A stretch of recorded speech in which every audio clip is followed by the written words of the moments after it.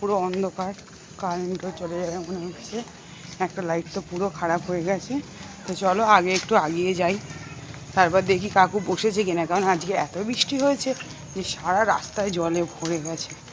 সকালবেলায় মাছের বাজারে গেছিলাম একটু মাছ কেনার জন্য। তারপরে ভাবলাম যে না, আজকে একটু মায়ের বাড়িতেই চলে যাওয়া যাক, ওখানেই একবারে রান্না বান্না করেই আর কি খাবার নিয়ে চলে আসবো। যেহেতু কাছেই, তাই খুব একটা সময় লাগবে না। তো তারপরেই তোমাদেরকে একটু দেখাই। তো সকালবেলা বাজারে গেছিলাম, এত রোদ যে তাকাতে পারছিলাম না। আর তারপরেই দেখো আমাদের এই মন্দিরটা তোমাদেরকে দেখাই। এইটা হলো শিবকালী মন্দির। তো এখানে প্রতি বছর সব রকমের পুজোই হয়, বিশেষ করে দুর্গা পুজোটা খুব বড় করে হয় এই মন্দিরে। তো দেখো কত সুন্দর এই চূড়াটা, তো দেখার মতন। তাই ভাবলাম তোমাদেরকেও একটু দেখাই। তারপর বাপের বাড়ি যাওয়ার পথেই এত ঝমঝমিয়ে বৃষ্টি এলো যে পুরো রাস্তা একদম টুবু। তো তার মধ্যেই আমি রান্না বান্না করে বলতে গেলে খাবার নিয়ে বাড়ি চলে এসেছিলাম। তো দেখো এখন সন্ধেবেলা, এখানে দেখো খেজুর গাছে কতটা খেজুর হয়েছে। আর বিকেলবেলা বসে বসে এই দৃশ্যগুলোই বলতে গেলে আমি দেখছিলাম ছাদে। আর দেখো পাখিরা কত সুন্দর সন্ধেবেলা নিজের মতন আর কি বাসায় ফিরে যাচ্ছে। তো এই দৃশ্যটা দেখতে কিন্তু আমার খুবই অপূর্ব লাগে বলতে গেলে। তারপরেই সন্ধেবেলা একটু ইচ্ছা করছিল ফুচকা খেতে। তারপরে সারা রাস্তায় জলে ভরে গেছে। তো একটা ভেতরের রাস্তা আছে, ওটা দিয়ে এখন যাচ্ছি।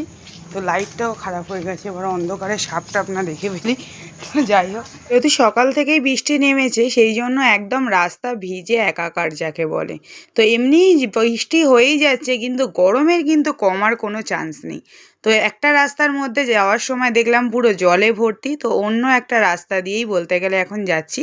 তো বলতে গেলে ফুচকা খুব একটা ফেভারেট নয়, কিন্তু এই কাকুটার কাছে আবার চাটনি ফুচকাও রাখে, সেটা আমার আবার খুব ফেভারেট। তো ভাবছি তার কাছেই যাই। তো যাওয়ার পথেই আর কি দেখো রাস্তায় যাওয়ার সময় অনেকগুলোই দোকান এখানে বসে। যেহেতু আজকে বৃষ্টি পড়েছে, তো বলতে গেলে অনেকেই আজকে বসেনি। বলতে গেলে এখানে মোমো স্টল, তারপরে আরও চাউমিনের দোকান, বলতে গেলে সবই কাছাকাছির মধ্যেই থাকে। কিন্তু আজকে বৃষ্টির জন্য যেহেতু ওরা সব রাস্তার ওপরেই আর কি বিক্রিটা করে, তো আজকে সবই বলতে গেলে বন্ধ। তো যাই হোক, অনেক কথা বলে ফেললাম, এখন যাচ্ছি।